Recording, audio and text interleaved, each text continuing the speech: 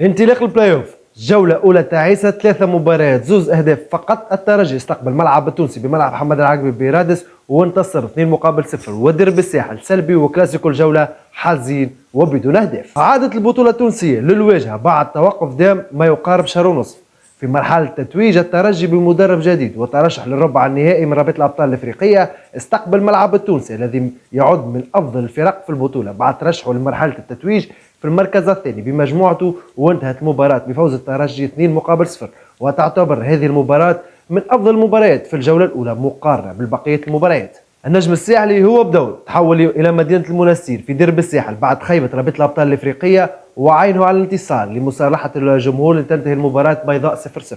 وفي الجهة المقابلة النادي الافريقي الذي ليس في افضل حالته واجه السي اس اس بملعب طيب المهيري، والمباراة لم ترتقي لمباراة كلاسيكو الجولة وكانت بدون اهداف. جولة تعيسة في الميدان مع غياب الجاهزية البدنية للفرق، لكن كانت الإثارة في المدارج أين شاهدنا إبداعات الجماهير كالعادة في الدخلة. أفضل الجمهور في الجولة الأولى حسب رأي جمهور النادي الصفاقسي فيتيفو ينصر القضية الفلسطينية. الجولة الثانية أتوقع ستكون أفضل، أين يتحول اتحاد المنستيري لمواجهة الإفريقي، والملعب التونسي يستقبل السي اس اس، وكلاسيكو الجولة لتوال الترجي.